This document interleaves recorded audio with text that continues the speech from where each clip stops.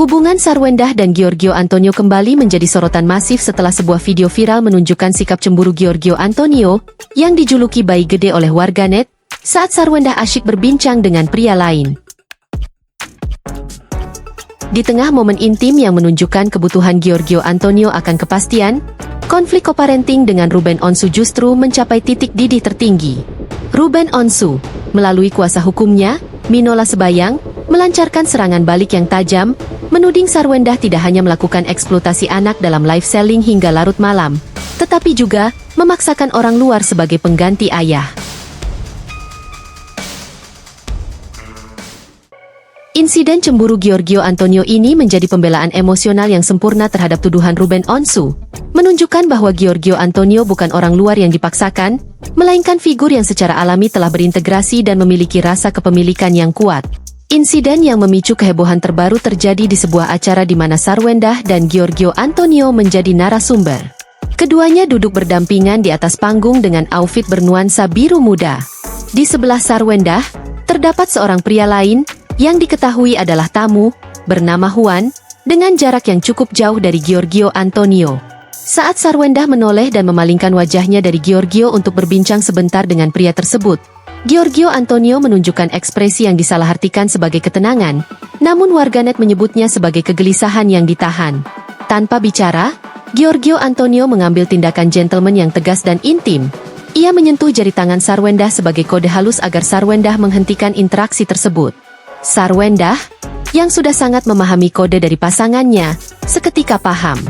Ia merespons kode tersebut dengan sentuhan balik di paha Giorgio, yang diinterpretasikan sebagai gestur menenangkan pasangannya yang sedang cemburu. Ancaman bayi gede warganet langsung riuh dan menginterpretasikan momen ini sebagai bukti nyata kecemburuan Giorgio Antonio. Nemo, Papio aja masih khawatir kalau Mamio kecantol sama yang lain. Padahal kamu itu cakep banget loh Papio, tapi suka sih lihat mereka. Rosa, pas Mamio ngobrol sama Juan, aku takut lihat ekspresi Papio sumpah ikutan panik takut bayi gede ngambek. Meskipun ada yang menduga Gio hanya mengingatkan Sarwendah agar tidak mengobrol saat MC sedang berbicara, mayoritas publik melihatnya sebagai manifestasi rasa kepemilikan yang kuat, sebuah sinyal bahwa ia tidak ingin Sarwendah dibagi perhatiannya. Di tengah momen intim yang sedang viral tersebut, Ruben Onsu melancarkan serangan balasan yang sangat terstruktur melalui kuasa hukumnya. Serangan ini berfokus pada dua isu utama, eksploitasi anak dan pembatasan akses pertemuan ayah-anak. Minola Sebayang menuding Sarwendah melanggar UU Perlindungan Anak karena melibatkan anak-anak dalam live selling yang dilakukan bersama Giorgio Antonio hingga larut malam, hingga jam 1 malam. Undang-undang melarang anak dieksploitasi dalam pekerjaan apapun, apalagi live dilakukan malam hari saat anak seharusnya belajar. Ruben Onsu sangat keberatan, ujar Minola. Minola juga menyoroti bahwa Sarwendah disebut telah membatasi hak Ruben Onsu sebagai ayah. Dalam kesepakatan cerai, Ruben berhak menghabiskan waktu 2-3 hari seminggu bersama anak-anak. Ruben Onsu sebagai ayah sampai mengemis untuk bisa menjemput dan mengantar anaknya ke sekolah. Hak 2-3 hari seminggu itu tidak diberikan, ungkap Minola.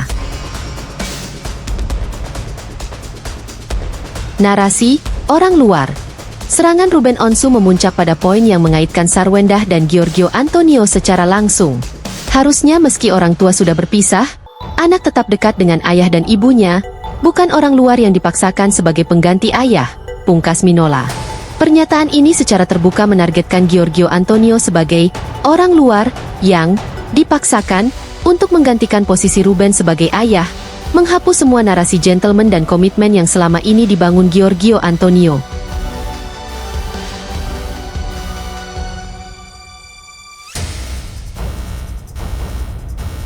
Kontras antara momen viral kecemburuan dan serangan balik Ruben Onsu menciptakan medan pertempuran narasi yang unik.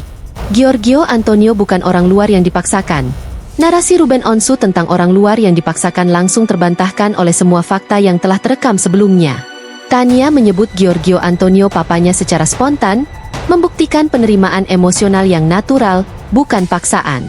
Talia dan Tania salting dan happy saat Giorgio Antonio menyatakan sayang, menunjukkan afeksi timbal balik yang tidak bisa di-briefing, bantahan Sarwendah.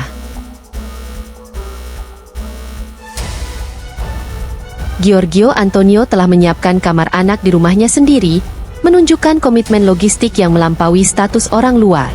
Sikap cemburu Giorgio Antonio justru menunjukkan rasa kepemilikan dan cinta alami, bukan tindakan memaksakan diri seperti yang dituduhkan. Warganet melihat kecemburuan itu sebagai bukti bahwa Giorgio benar-benar serius dan tidak mau kehilangan Sarwendah. Sarwendah menanggapi tuduhan eksploitasi dengan santai, tetapi tegas. Ia memilih bekerja dari rumah, meski 14 jam, agar bisa sekalian quality time sama anak, dan bisa lihat anak-anak aku. Sarwendah membalik narasi eksploitasi menjadi narasi pengorbanan ibu bekerja yang ingin mempertahankan kedekatan. Sarwendah telah menyampaikan kekesalannya tentang gangguan Ruben. Apa kurang diam saya selama ini?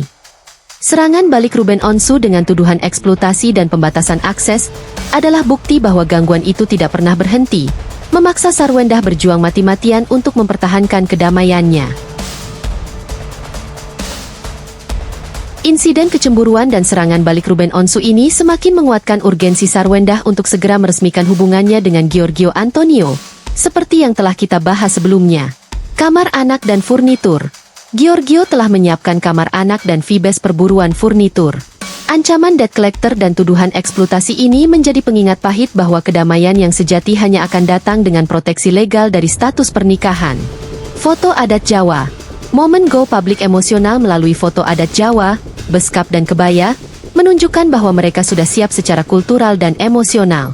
Serangan terbaru Ruben Onsu ini mempercepat kebutuhan untuk mengonversi niat baik tersebut menjadi status hukum yang tidak bisa diganggu-gugat.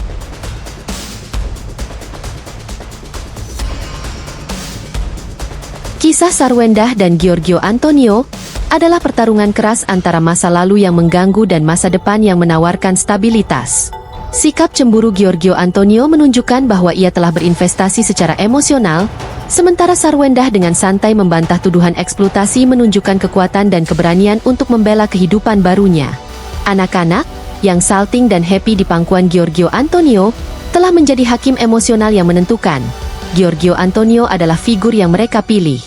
Kini, Sarwendah dihadapkan pada satu-satunya jalan keluar, meresmikan status hubungan untuk mendapatkan perlindungan dari orang luar yang dipaksakan oleh Ruben Onsu, seperti debt collector dan tuduhan hukum, dan meraih kedamaian final yang telah ia tuntut sejak lama. Kisah cinta Sarwendah dan Giorgio makin panas tiap harinya. Tekan subscribe sekarang, biar kamu nggak ketinggalan detik-detik kejutan mereka.